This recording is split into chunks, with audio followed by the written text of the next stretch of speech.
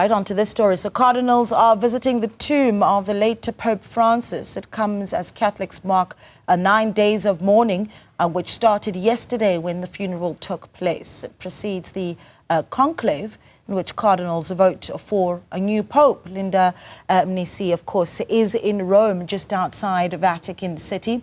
Right now, very close to St. Peter's Square. Linda, thank you so much for giving us this update, so close to all of this historic activity. And where you are at the moment, over the next few days, many people, I can imagine, already coming through, but we'll be seeing a lot of them watching out to see the process of conclave and the color of smoke that shows us that a pope has been elected. Yes, indeed. So they'll be gathered at the St. Peter's Square, and this venue has played a very significant role over the past couple of days. This, of course, is where, last week, Sunday, on this day last week, scores had gathered, to get a message from the Pope.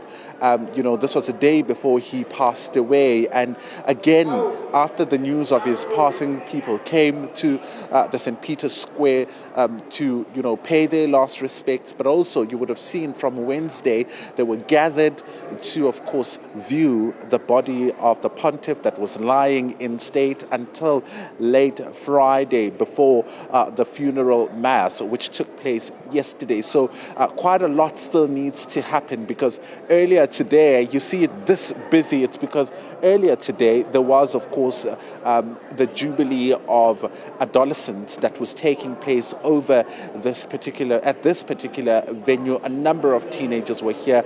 In the previous hour, we spoke to Cardinal Napiers, who was talking to us about the significance of having this special Jubilee for particular sections of society. And this weekend, they were meant to be spending it with Pope Francis, but unfortunately, yesterday was the Requiem Mass, which is the funeral Mass, which took place. So quite a number of them disappointed. In fact, yesterday I spoke to one Nigerian lady who came here for that particular event, and she was, quite disappointed that she couldn't, see the Pope. In fact, she mentioned how she could not believe it when the news of the Pope's passing came through. So over the next couple of days, then, the mourning period will pass. Today, members of the public are allowed, from today, in fact, members of the public are allowed to go to the St. Mary's Major Basilica to see the final resting place of the Pope. This afternoon, as you mentioned,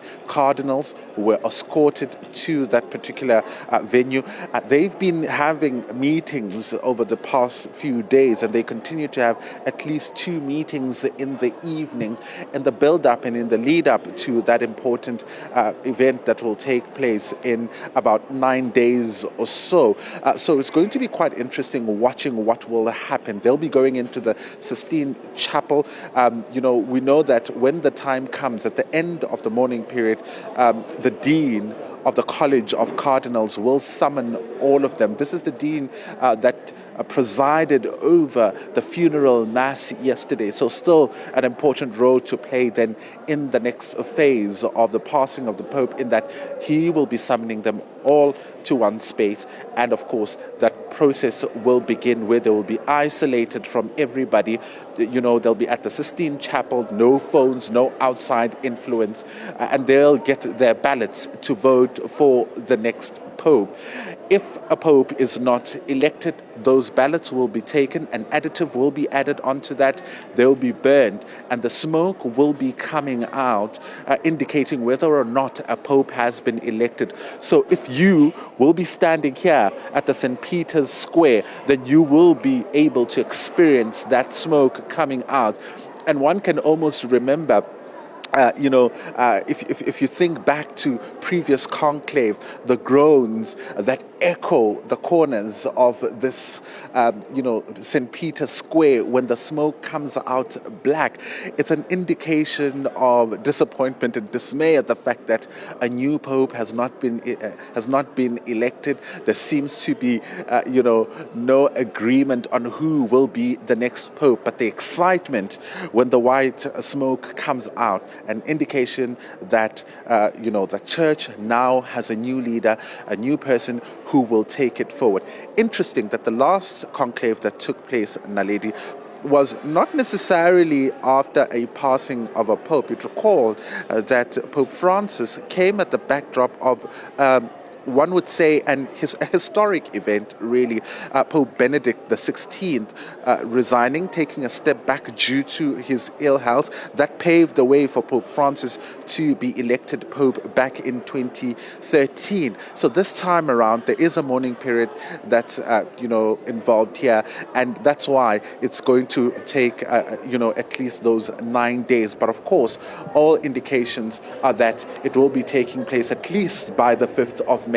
That's the expectation, but of course we wait for the Vatican to confirm that particular date. Yeah, of course, Leader Mnisi there speaking to us from St. Peter's Square and bringing us all that live action as we get closer and closer to Conclave, of course, taking place, and then, of course, that leading to the announcement of the new Pope. All right.